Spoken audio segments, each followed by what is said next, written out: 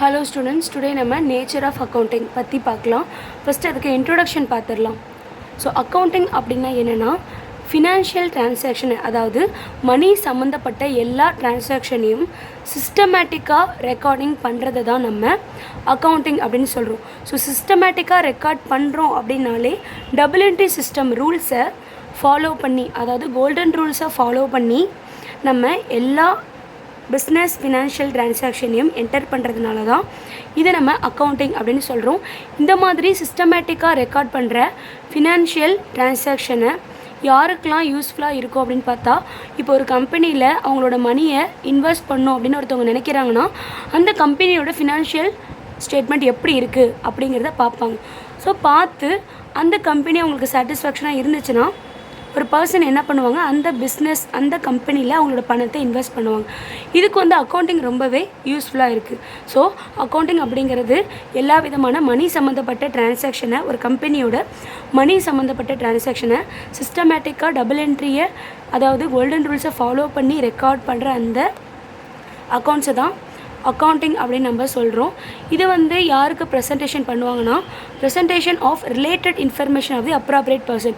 ஒரு கம்பெனி சம்மந்தப்பட்ட எல்லா விதமான டிரான்சாக்ஷனுமே அவங்க அதில் ரெக்கார்ட் பண்ணி வச்சுருப்பாங்க. Trading, profit and loss account, balance ஷீட்னு. இதை வருஷம் முடிவில் என்ன பண்ணுவாங்கன்னா பப்ளிஷ் பண்ணுவாங்க. பப்ளிஷ் பண்ண அந்த டேட்டாவை, அந்த இன்ஃபர்மேஷனை வச்சு இன்வெஸ்ட் பண்ணணும் அப்படின்னு நினைக்கிறவங்க எல்லாமே அந்த கம்பெனியை பற்றி தெரிஞ்சுக்கிட்டு இன்வெஸ்ட் பண்ணுறதுக்கு ஸ்டார்ட் பண்ணுவாங்க. ஸோ அதில் first one, accounting is the process.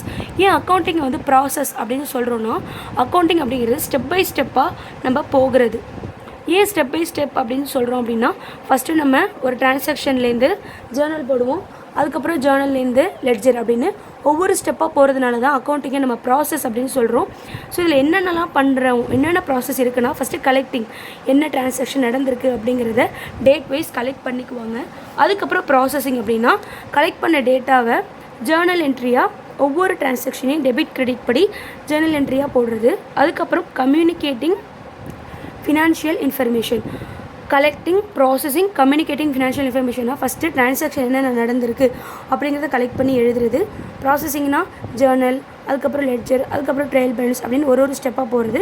Communicating financial இன்ஃபர்மேஷனாக ஃபைனலாக அவங்க ஃபைனல் அக்கௌண்ட்ஸ் மேக் பண்ணி, அதாவது பேலன்ஸ் ஷீட்லாம் போட்டு பப்ளிஷ் பண்ணதுக்கப்புறம் அந்த இன்ஃபர்மேஷன் யாருக்கு யூஸ்ஃபுல்லாக இருக்கும், இன்வெஸ்ட்மெண்ட் பண்ணணும் அப்படின்னு நினைக்கிறவங்களுக்கு ரொம்பவே யூஸ்ஃபுல்லாக இருக்கும். ஸோ இந்த ஃபினான்ஷியல் இன்ஃபர்மேஷனை எது கம்யூனிகேட் பண்ணுது அப்படின்னா அந்த கம்பெனியோட பேலன்ஸ் ஷீட். இதை வச்சு அவங்க என்ன தெரிஞ்சுக்குவாங்கன்னா, அந்த கம்பெனியை பற்றி ஃபுல்லாக தெரிஞ்சுக்கிட்டு இன்வெஸ்ட்மெண்ட் பண்ணலாமா வேணாமான்னு இன்வெஸ்டர்ஸ் முடிவு எடுப்பாங்க.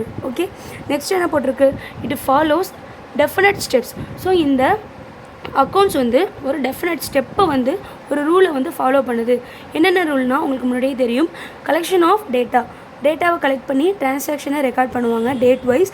அதுக்கப்புறம் அது ஜேர்னல் என்ட்ரியாக மேக் பண்ணுவாங்க, அதுதான் ரெக்கார்டிங்.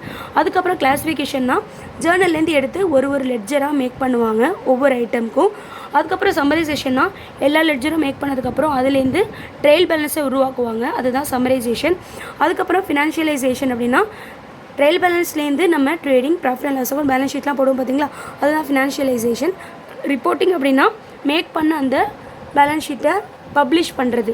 பப்ளிஷ் பண்ணுறாங்க, ஜேர்னலாக பப்ளிஷ் பண்ணுறாங்கன்னா அது மூலயமா இன்வெஸ்டர்ஸ் அதை தெரிஞ்சுக்கிட்டு அந்த கம்பெனி நல்லா இருந்துச்சுன்னா அதில் இன்வெஸ்ட்மெண்ட் பண்ணுறதுக்கு வருவாங்க. ஸோ அதனால தான் இது அக்கௌண்டிங் அப்படிங்கிறத ஒரு ப்ராசஸ் அப்படின்னு சொல்கிறோம். ஏன்னா இது ஒரு ஸ்டெப் பை ஸ்டெப்பான ஒரு ப்ராசஸை ஃபாலோ பண்ணுது. ஓகே ஸ்டூடெண்ட்ஸ், இந்த வீடியோவோட கண்டினியூவேஷன் வீடியோ, அதாவது பார்ட் 2 வீடியோ இந்த வீடியோட எண்டில் கண்டிப்பாக ஆட் பண்ணுறேன். ஸோ அடுத்தடுத்த பார்ட்டு கண்டிப்பாக பார்த்து தெரிஞ்சுக்கோங்க. இது வரைக்கும் நம்ம சேனலை சப்ஸ்கிரைப் பண்ணலைன்னா மறக்காமல் சப்ஸ்கிரைப் பண்ணிக்கோங்க. உங்கள் ஃப்ரெண்ட்ஸ்க்கும் ஷேர் பண்ணுங்கள், லைக் பண்ணுங்கள், கமெண்ட் பண்ணுங்கள். தேங்க்ஸ் ஃபார் வாட்சிங்.